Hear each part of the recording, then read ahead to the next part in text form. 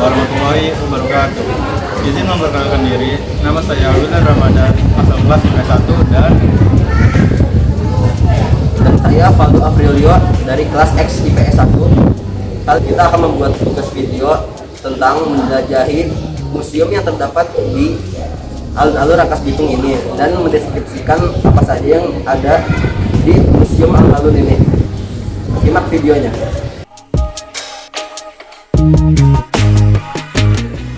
Nama Museum Multatuli diperoleh dari nama pena seorang penulis yang bernama Edward Dos Dekker. Ia adalah seorang asisten residen Lebak yang bermukim di Rangkas Bitung pada bulan Januari hingga Maret 1856. Pada tahun 1860, Dekker menulis sekaligus menerbitkan sebuah novel yang diberinya judul Max Havelaar. di sebelah kanan saya ada kapal The Batavia yang pernah dikendarai oleh The Cornelius de Houtman, dan di kiri saya ada bagian-bagian dari kapal tersebut. Terutama ada bendera Republik Belanda Serikat, ada bendera Amsterdam, ada layar, tiang utama, bendera VOC, kamar Amsterdam, dek bagian atas, ada kabin Hudson, ada dek buritan, ada kabin petugas atas, ada bel kapal, ada pompa kapal, ada tongkat bantu kendali, ada penggulung jangkar kapal, dan kerekan lainnya. Ada kemudi, ada matras, ada dek tengah, dan ada ruang stok barang dan bahan makanan. Ada lagi meriam 6 buah dan batu sebagai pemberat. Tong penampang air hujan, ada bendera Belanda dengan logo Belanda, ada layar belakang besar, ada layar besar, ada layar atas besar, ada layar depan, dan ada tiang depan.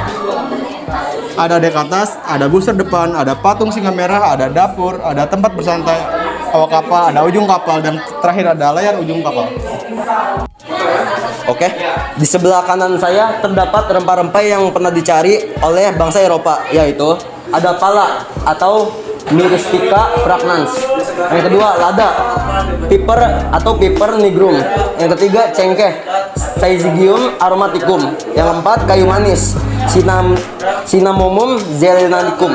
Dan ini adalah bagian-bagian dari atau rempah-rempah yang dicari oleh bangsa Eropa. Di belakang saya ada kedatangan Belanda ke Banten untuk mengambil rempah-rempah, dan ini cuplikannya. Oke, di sebelah kiri saya terdapat kopi, yaitu kopi daun atau coffee leaf drink. Lalu selanjutnya di sebelah kanan saya terdapat alat giling kopi dan coffee grinder pada zaman penjajahan dahulu oleh bangsa Eropa ataupun bangsa Belanda.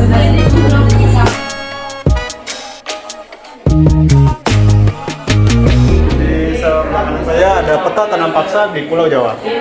Contohnya ada dalam jangka waktu yang sama, OPI telah berhasil diusahakan di daerah Gubernemen mencapkan 18 wilayah keresidenan.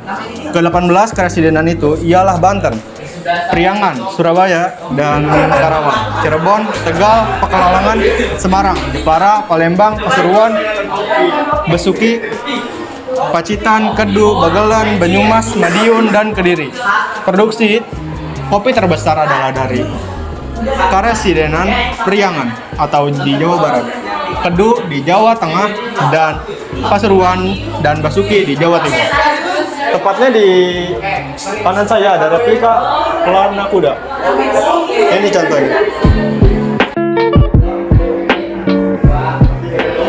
Di sebelah kanan saya terdapat Pramudia Anantatur, Jos Rizal, Ahmad Subarjo, Soekarno, Raden Ajeng Kartini, dan di sebelah kanan saya juga ada buku-buku pada zaman penjajahan dahulu.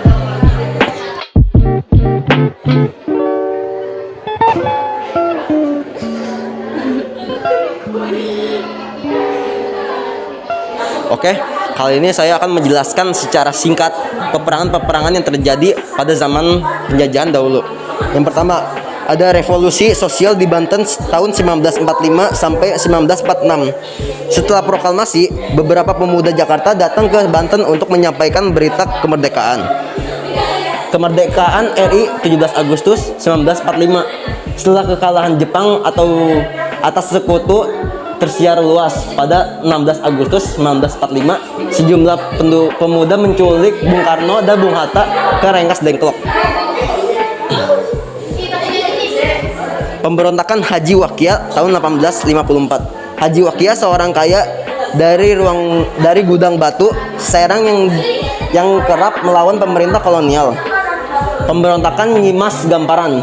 Ia memimpin 30 milisi perempuan melawan Belanda sejak tahun 1929 hingga era 1830-an. Pemberontakan Petani Banten tahun 1888. Pemberontakan petani di Cilegon, Banten yang dipimpin oleh Haji Wasit. Berdirinya Sarekat Islam tahun 1912. Sarekat Islam atau SI berdiri di Solo pada tahun 1912 sebagai wujud baru sebagai dari Sarekat Dagang Islam atau SDI yang didirikan oleh Haji Samanhudi 1905. Berdirinya Budi Utomo tahun 1908. Budi Utomo adalah organisasi modern pertama cikal bakal lahirnya gerakan perlawanan intelektual di Hindia Belanda. Berdiri Indische Partij. Indische Partij adalah partai politik pertama di Hindia Belanda yang didirikan pada 25 Desember tahun 1912 oleh 3 serangkai: Ernest Does Dekker alias Setiabudi, Dr. Tjipto Mangunkusumo, dan Suwardi Soejarningrat. Kongres Nasional Sarekat Islam tahun 1916. Setelah Sarekat Islam atau SI mendapatkan pengakuan badan hukum pada masa akhir pemerintahan Gubernur Jenderal Edinburgh tahun 1906 sampai 1916, SI mengadakan Kongres Nasional pertama di Bandung Juni 1916. Penahanan para pemimpin gerakan kemerdekaan Indonesia. Gubernur Jenderal Hindia Belanda memiliki hak khusus yang disebut exorbitante rechten untuk menjaga keamanan dan ketertiban Hindia Belanda. Peristiwa pemberontakan 1926. Pada 12 November 1926, pecah pemberontakan komunis melawan pemerintah kolonial Belanda. Kedatangan Jepang dan runtuhnya Hindia Belanda. Invasi Jepang ke Hindia Belanda membuat jatuhnya kekuasaan kolonial. Tepat di kiri saya ada peristiwa-peristiwa pada zaman penjajahan. Ini contoh-contoh.